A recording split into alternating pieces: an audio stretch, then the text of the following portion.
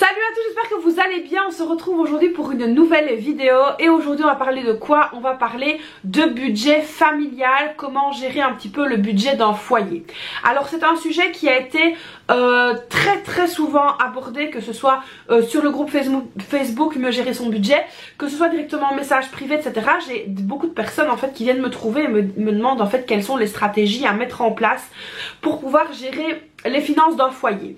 Alors je me suis déjà rendu compte dans pas mal de cas qu'en règle générale il y a une personne dans le foyer qui va s'occuper de gérer les comptes, alors que ce soit le mari, que ce soit la femme, ça dépend un petit peu, mais c'est vrai en général il y a une seule personne qui est vraiment déléguée à ça. Et j'ai même envie de dire que parfois l'autre personne, ça l'arrange très bien. Dans certains cas je dis bah tiens vas-y gère, moi ça m'arrange, ce n'est pas du tout mon rayon, j'aime pas te faire ça. Chez moi ça a été le cas.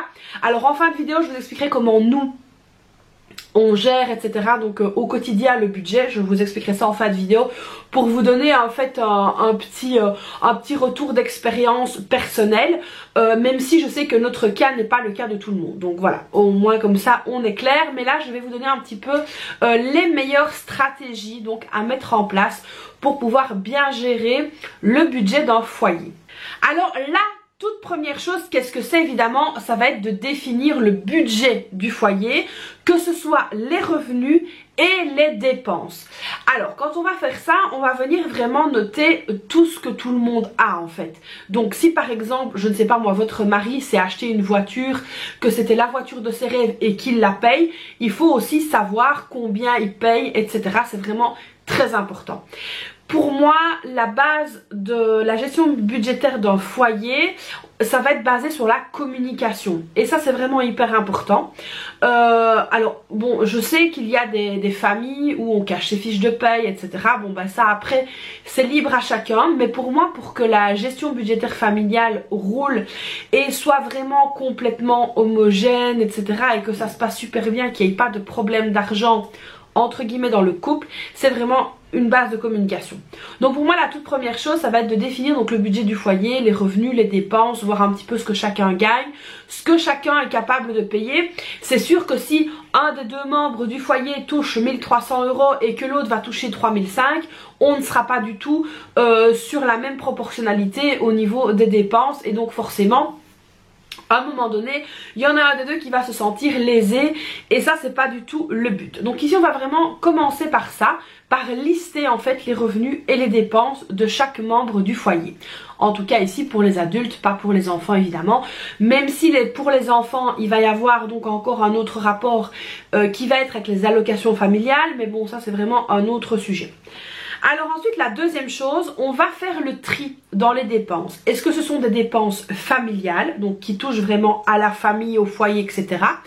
Ou est-ce que ça va être des dépenses personnelles, comme par exemple cette fameuse voiture que monsieur voulait à tout prix ou madame voulait à tout prix. Donc ça va être plus une dépense qui pour moi est personnelle, parce que c'est vraiment un achat qui a été fait par envie et des choses comme ça. Donc ça c'est vraiment très important aussi de définir les deux. Alors je ne dis pas évidemment qu'une voiture ne viendra pas toucher l'aspect familial, même si c'était une envie, mais voilà, peut-être qu'on n'aurait pas acheté cette voiture là si c'était seulement pour la famille. Donc du coup ici il faut vraiment faire la part des choses entre les dépenses qui vont toucher au foyer et les dépenses personnelles. J'entends par exemple comme dépenses personnelles le coiffeur, les ongles, les cils et des choses comme ça. Ça pour moi ça fait vraiment partie des dépenses personnelles. A contrario, les courses par exemple, ça c'est vraiment quelque chose qui va toucher au foyer, c'est vraiment quelque chose qui va toucher à la famille. Les courses au final tout le monde en profite. Alors ensuite, la troisième chose à définir, ça va être le qui paye quoi. Alors le qui paye quoi, c'est parfois assez conflictuel. Il faut vraiment essayer de calculer soit le prorata, soit de voir un petit peu qui est en mesure de payer quoi, quel pourcentage vous allez pouvoir mettre sur les dépenses communes du foyer. Donc ça c'est vraiment un calcul à faire. Donc moi j'estime qu'il y a quand même plusieurs manières de calculer. Ça dépend du foyer, ça dépend est-ce que la personne travaille ou pas, ça dépend vraiment de plein de choses. Et donc du coup c'est bien de mettre sur papier qui va payer quoi. Par exemple, si vous payez 1000 € votre crédit hypothécaire, vous n'allez peut-être pas prendre la charge de toutes les courses ou du gaz et de l'électricité, j'en sais rien. Donc c'est vraiment hyper important de définir un papier avec tout ce que vous avez à payer sur le mois et d'attribuer une couleur. Par exemple, on va prendre bleu pour le mari, rose pour la femme, c'est très cliché mais c'est plus facile. Et vous allez dire, ben voilà, toi tu vas payer ça, toi tu vas payer ça, et vous allez surligner tout simplement ce que vous allez payer. Donc ça pourrait être vraiment pas mal du tout aussi, de définir quel est un petit peu le rôle de chacun sans léser l'autre pour autant. Donc ça c'est très bien. Alors c'est vrai que moi j'ai déjà vu dans certains cas chez des personnes que je connaissais où on allait au restaurant et que le mari disait à la femme, bah tu payes ta part, je paye la mienne, ou je t'offre ta part, tu m'offriras la semaine prochaine.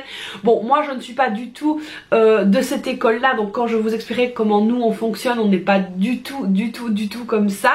Mais voilà, il y en a certains qui sont comme ça, et je dirais que il n'y a pas de bonne ou de mauvaise manière de gérer son budget familial, mais il faut vraiment qu'elle s'adapte à chacun et qu'aucune des deux parties ne se sente lésée. Ça c'est vraiment très important. La quatrième stratégie donc à mettre en place, ça va être quoi? De se fixer des objectifs communs. Alors dans le foyer, qu'est-ce qu'on a comme objectif commun? Si on a des enfants par exemple, on va évidemment avoir les fêtes. Donc il va y avoir Noël, peut-être la Saint-Nicolas, les cloches, enfin que sais-je, il y en a plein. Donc avoir les fêtes comme ça, est-ce que c'est quelque chose en commun ou pas? Donc ça c'est à vous de le définir. Par exemple, en commun, on a en règle générale les vacances. Ça c'est vraiment une dépense commune donc au foyer. Et donc bah, les vacances, ça c'est vrai qu'on peut pas dire ah bah oui mais toi tu viendras pas toutes les semaines, donc tu viendras peut-être nous rejoindre pendant qu'on sera là, donc tu vas payer. Ça c'est trop compliqué. Donc voilà, il faut essayer vraiment de vous trouver des buts communs. Si par exemple vous avez ensemble une maison et que vous voulez faire des travaux, là par exemple ça va être également un but commun. Donc se fixer des objectifs en commun, pour moi c'est vraiment les fondations d'un foyer, parce que n'oublions quand même pas qu'un foyer c'est une famille, et qui dit famille dit unité, dit être tous ensemble. Et il ne faut pas quand même se créer trop de scissions, parce que sinon ça peut quand même arriver à des ennuis. Donc voilà, faites bien attention. Mais ici vraiment l'avantage de se fixer des objectifs communs, ça va être aussi de réunifier un petit peu toute la famille, et ça c'est vraiment pas mal. La cinquième et dernière stratégie que je peux vous conseiller, c'est quoi? C'est d'impliquer toute la famille, et je dis bien toute la famille, y compris les enfants. Alors, qu'est-ce que j'entends par là? Y en a qui vont dire oh, qu'est-ce qu'elle raconte, celle-là, aller parler d'argent à ses enfants. Moi personnellement je le fais. Je n'ai aucun tabou avec nos revenus, etc. Les filles savent ce qui rentre, ce qui sort, etc. Elles savent ce qu'on paye, elles savent quand je dis quelque chose, quand je dis bah ça non on peut pas ce mois-ci, je leur explique pourquoi, parce que j'ai eu la régularisation de ça, parce que j'ai eu ça, parce que j'ai eu ça. Et donc du coup c'est vrai que d'ouvrir en fait le dialogue avec ses enfants, avec son conjoint, etc. je trouve que ça évite beaucoup de frustration. Alors combien de personnes est-ce que j'ai pas déjà entendu dire ah bah tiens ses enfants ah ben non non on n'ira pas cette semaine-ci t'acheter des chaussures, on ira la semaine prochaine. Oui mais maman mais moi je veux absolument mes chaussures. Et en fait il n'y a pas cette discussion, il n'y a pas cette explication du pourquoi du comment. Et je pense qu'à l'heure actuelle, mais bon ça après c'est vraiment mon avis, pour que les enfants soient bien, soient équilibrés, etc. et connaissent aussi la valeur des choses, il est très important à nous parents de leur inculquer, pour moi, dès le plus jeune âge. Donc comme vous savez, moi mes filles, elles ont donc chacune un compte où je mets tous les mois de l'argent dessus. Bon, il y a le compte épargne, mais ça c'est pas pour maintenant, c'est quand elles auront 18 ans, donc c'est pas du tout maintenant. Mais elles ont leur compte courant, j'ai envie de dire ça comme ça. Et c'est vrai qu'avec ce compte là, ben, elles peuvent acheter des choses, elles peuvent acheter les cadeaux d'anniversaire, elles peuvent, voilà par exemple ici là ça va être l'anniversaire de mon mari, et ben mes filles ont fait un cadeau à leur papa avec leurs sous. Donc ça aussi c'est vraiment important aussi de conscientiser à ce niveau là. Alors pour en revenir donc au sujet du budget familial, donc lorsque nous on doit payer des choses, il y a par exemple les sports, l'anglais, etc. à payer.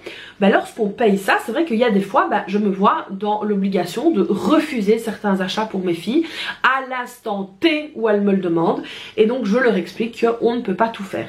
Donc ici par exemple, pour vous donner encore un petit exemple, là mes filles ont très envie de retourner à Disney. Évidemment bébé va arriver, donc ça court-circuite un petit peu l'affaire, mais là je leur ai expliqué que pourquoi pas, lorsque la plus petite de mes filles donc ira pour passer son CEB, donc son certificat d'études de base pour pouvoir aller en secondaire, si elle le réussit, pourquoi pas, pour fêter les 2 CEB, donc des 2 grandes, aller à Disney. Mais alors comme mon mari leur a très bien expliqué, si on fait ça, il va falloir faire des concessions sur par exemple les vacances d'été, donc voilà, il y a plein de choses comme ça à mettre en place pour pouvoir atteindre cet objectif de pouvoir aller à Disney. Et je trouve que c'est vraiment hyper important de mettre des mots, de mettre des actions, de montrer aux enfants que c'est pas toujours évident. Je parlais encore tout à l'heure avec une personne qui me suit sur les réseaux et que je vois assez régulièrement lorsque je fais mes courses. On parlait un petit peu de cette difficulté que beaucoup de personnes ont pour le moment au niveau de la gestion de leur budget, mais plus en fait vous allez en parler et être décomplexé avec ça, mieux ça va se passer pour beaucoup de personnes, que ce soit au sein de votre foyer, dans votre réseau amical, familial, etc. Il ne faut pas hésiter à parler, à ouvrir le dialogue concernant le budget, c'est vraiment hyper important.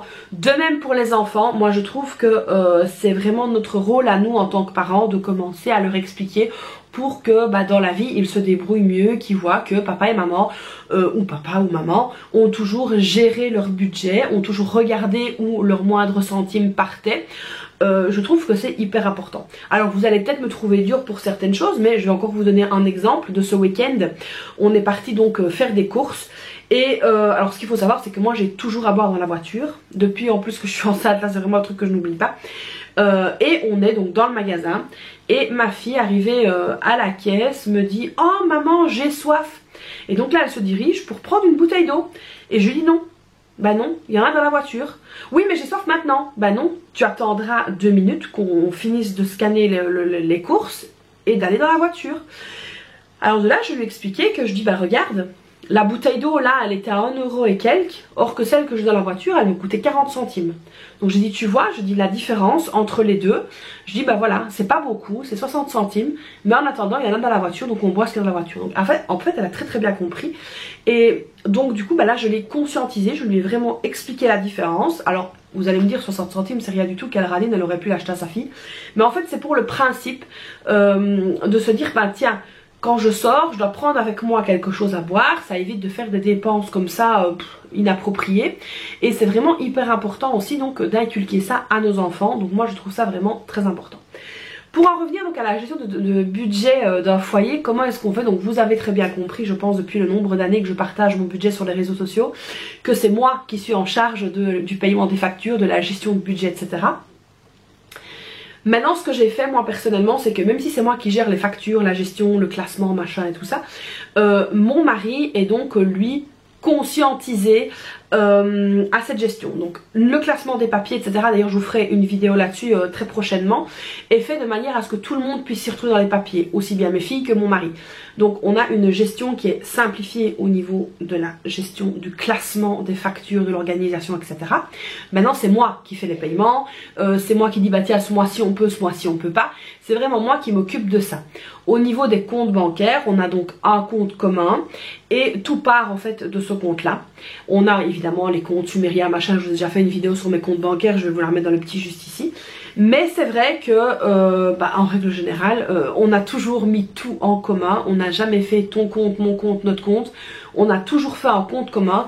Et c'est une facilité pour nous, donc quand on va au restaurant, on paye. La seule chose qu'on fait évidemment quand il y a un anniversaire, c'est que on met des sous de côté. Donc mon mari a quand même un compte à lui, mais qui est plus un compte de petites dépenses, je vais dire ça comme ça. Moi j'ai le mien également, mais c'est vrai qu'en règle générale nous tout est mis en commun et la gestion se fait vraiment de manière commune. Il n'y a pas chez nous de qui paye quoi, etc. Je sais que pour beaucoup ça peut paraître impensable, mais on a toujours fonctionné comme ça et c'est vraiment notre manière à nous de voir les choses, que ce soit le crédit de la maison, que ce soit les courses, que ce soit on paye tout en commun et je trouve que ça c'est vraiment un soulagement au niveau de la charge mentale. Maintenant, attention, il faut vraiment pouvoir faire confiance à 100% à son conjoint dans un sens comme dans l'autre. Je sais qu'il y a beaucoup de familles chez qui ce serait impossible de gérer comme ça. Mais voilà, on a nos applications, on gère, tu vas acheter ça, je vais acheter ça, ok t'as payé ça, j'ai payé ça, ok. Il n'y a pas de pression au niveau de la charge mentale et je trouve que c'est beaucoup plus facile comme ça. D'autant plus que moi je suis à la maison, mon mari travaille, mais il ne m'a jamais dit tiens c'est mon travail, c'est mon argent. On n'a jamais eu des phrases comme ça l'un envers l'autre et je pense que ça c'est hyper important. Mais ça vient aussi de par le fait que nous avons une très bonne communication au niveau de l'argent, même si parfois il va me redemander tiens est-ce que ça s'est payé, est-ce que ça s'est payé ou un truc comme ça. On a vraiment une bonne entente à ce niveau là. Donc voilà, j'espère que cette nouvelle vidéo concernant le budget familial vous aura plu, vous aura un petit peu aiguillé, vous aura montré un petit peu ce qu'il est possible de faire. Comme d'habitude, n'hésitez pas à liker la vidéo, à vous abonner à la chaîne, activer la petite cloche, me laisser un petit commentaire. Et puis moi je vous fais plein de bisous et je vous dis à très vite pour une prochaine vidéo. Bye bye!